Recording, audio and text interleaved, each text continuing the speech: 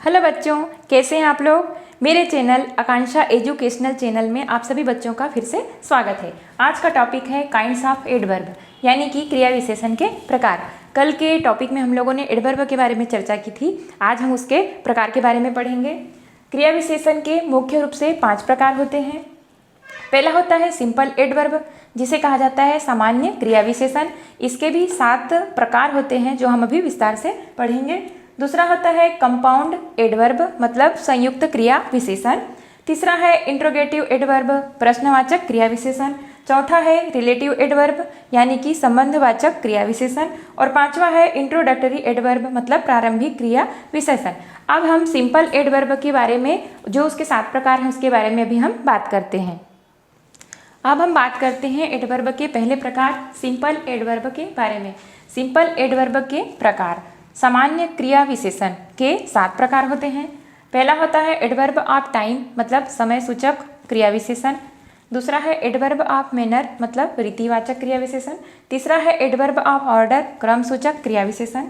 चौथा है adverb of place, मतलब स्थान सूचक क्रिया विशेषण। पांचवा है adverb of cause and effect, कारण और प्रभाव सूचक। छठा है एडवर्ब ऑफ डिग्री, मतलब मात्रा सूचक। और सातवां है एडवर्ब ऑफ एफर्मेशन, मतलब स्वीकृति या अस्वीकृति सूचक। अब जो एडवर्ब ऑफ टाइम होता है, समय सूचक में जो क्रिया विशेषण समय का बोध कराते हैं वो समय सूचक कहलाता है। एडवर्ब ऑफ मैनर में मतलब जो कोई सा भी कार्य है कहाँ पर घटित हो रहा है उसके बारे में बताता है। तीसरा है एडवर्ब ऑफ ऑर्डर में होता है क्रम सूचक, मतलब जो क्रिया विशेषण क्रम का बोध कराता है वो क्रम सूचक क्रिया विशेषण कहलाता है। एडवर्ब ऑफ प्लेस में स्थान सूचक में किसी भी स्थान के बारे में बताता है कि जो भी कार्य है या कहाँ पर घटित हो रहा है, किस स्थान पर हो रहा है, तो ये स्थान सूचक क्रिया विशेषण कहलाएगा। और जिस क्रिया विशेषण से किसी कारण और प्रभाव का बोध होता है वो adverb of cause and effect, मतलब कारण और प्रभाव सूचक क्रिया विशेषण कहलाएगा। एडवर्ब ऑफ डिग्री में मात्रा सूचक क्रिया विशेषण, यानी ऐसे क्रिया विशेषण जिसमें किसी मात्रा, तोल या नाप का बोध होता है वो एडवर्ब ऑफ डिग्री कहलाती है।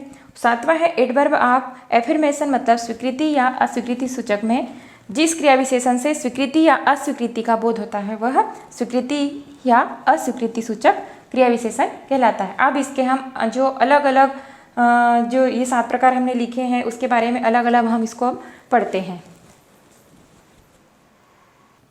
सिंपल एडवर्ब का पहला प्रकार है एडवर्ब ऑफ टाइम, मतलब समय सूचक क्रिया विशेषण।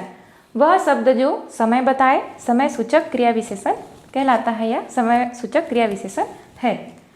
एस जैसे now, then, before, since, ago, already, soon, early, late, yesterday, today etcetera.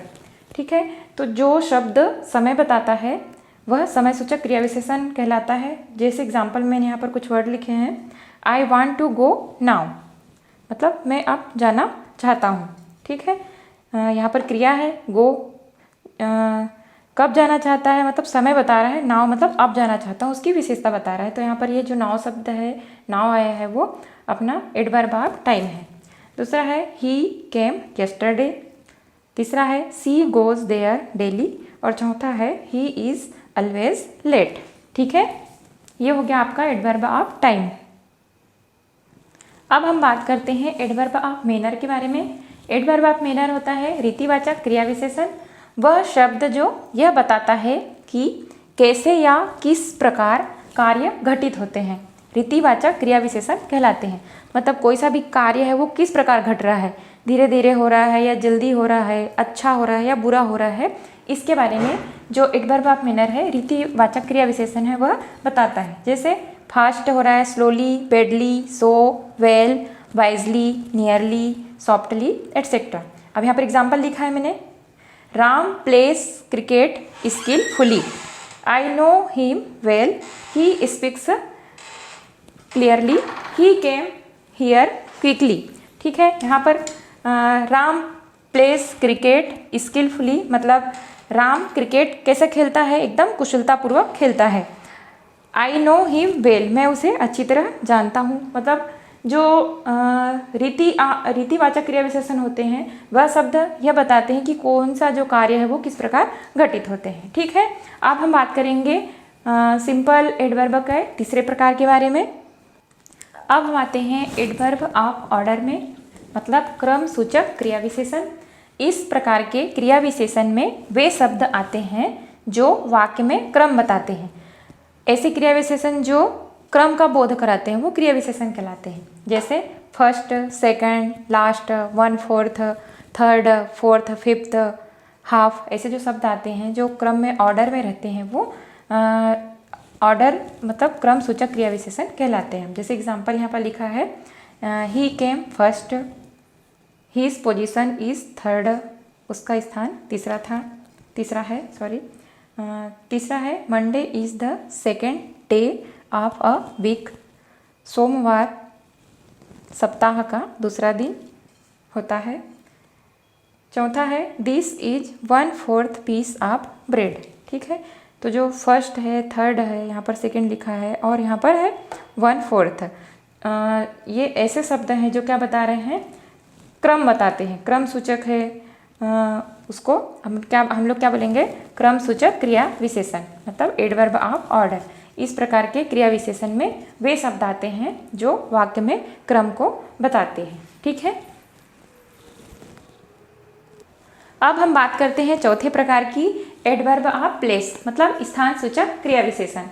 वह शब्द जो यह बताए कि कार्य कहाँ हो रहा है, मतलब ऐसे शब्द आते हैं जो यह बताते हैं कि कार्य कहाँ हो रहा है, अंदर हो रहा है या बाहर हो रहा है, कि यहाँ हो रहा है, वहाँ हो रहा है, दूर हो रहा है या पास हो रहा है। ये सारी चीज़ें जो बताते हैं वे शब्द क्या कहलाते हैं, स्थान सूचक क्रिया विशेषण कहलाते हैं। ठीक है, जैसे here, there, in, out, far, near, inside, outside, etcetera. ठीक है, अब यहाँ उदाहरण लिखा है कमल केम हियर,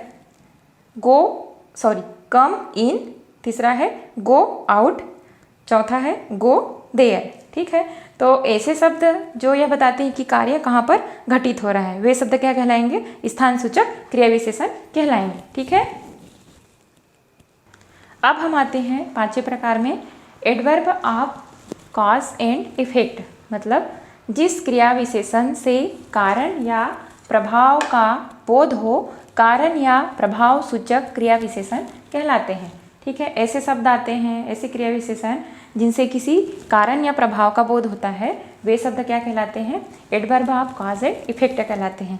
जैसे कुछ भी शब्द होते हैं तो ये कैसे हुआ, क्यों हुआ, ऐसे जो निकलता है हमारे मन में जो कारण या प्रभाव का बोध कराते हैं वे क्या कहलाएंगे, कारण या प्रभाव क्रिया सूचक क्रिया विशेषण कहलाएंगे। जैसे भाई, where, thus, therefore, because, so, etc.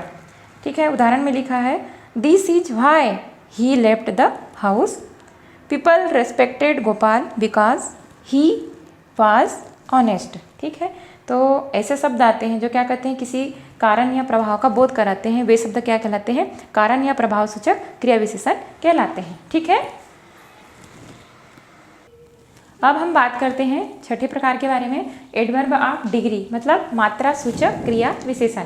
जिस शब्द से मात्रा, तौल, प्रमाण का बोध होता हो वह क्या कहलाएगा, मात्रा सूचक क्रिया विशेषण कहलाएगा। जैसे much, little, almost, partly, very, enough, so, etcetera. ठीक है, ऐसे शब्द आते हैं जिनसे किसी मात्रा का बोध होता है, तौल का बोध होता है, प्रमाण का बोध होता है, वे क्या कहलाएंगे, मात्रा सूचक क्रिया विशेषण कहलाएंगे। एग्जाम्पल में लिखा है I was fully tired, he works very carefully, तीसरा है there is enough water in the glass. ठीक है, तो यहाँ पर क्या बता रहे हैं, किसी मात्रा का, तौल का, प्रमाण का बोध हो रहा है, तो ये जो शब्द आए हैं फुल्ली है, वेरी है, इनफ है, ये क्या कहलाएंगे, मात्रा सूचक क्रिया विशेषण कहलाएंगे। ठीक है,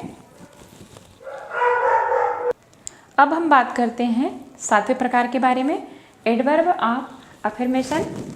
जो शब्द स्वीकृति या अस्वीकृति का बोध कराए उसे क्या कहेंगे, एडवर्ब ऑफ एफर्मेशन कहलाता है। ठीक है, जैसे यहाँ पर है स्वीकृति देगा तो यस बोलेगा हाँ, अस्वीकृति रहेगा तो नो रहेगा, सर्टेन मतलब कुछ भी निश्चित है या अनिश्चित है, इसके बारे में जो शब्द हमें बोध कराते हैं वे क्या कहलाएंगे? स्वीकृति या अस्वीकृति सूचक एडवर्ब या क्रिया विशेषण कहलाएंगे। ठीक है, जैसे यहाँ पर उदाहरण में लिखा है आई डोंट नो हिम, दूसरा है ही सर्टेनली वेंट देयर, तीसरा है yes he will go to Mumbai. ठीक है, तो ऐसे शब्द आते हैं क्रिया विशेषण में, ऐसे शब्द आते हैं जो क्या करते हैं? स्वीकृति या अस्वीकृति का बोध कराते हैं, वे एडवर्ब ऑफ एफर्मेशन कहलाते हैं। ठीक है, ये हो गया आपका जो एडवर्ब का पहला काइंड था सिंपल एडवर्ब, उसके 7 प्रकार के बारे में हमने पढ़ लिया है। अब इससे संबंधित यदि आप लोगों को कोई सी भी डिफ़िकल्टी हो तो आप लोग मुझे कमेंट बॉक्स में ज़रूर लिखें, मैं उसे दूर करने की कोशिश करूँगी। ठीक है, और आकांक्षा एजुकेशनल चैनल को आप लोग प्लीज़, आप लोगों से अनुरोध है कि आप लोग उसे लाइक करें, सब्सक्राइब करें और उसे अपने दूसरे फ्रेंड्स को भी शेयर करें। ठीक है।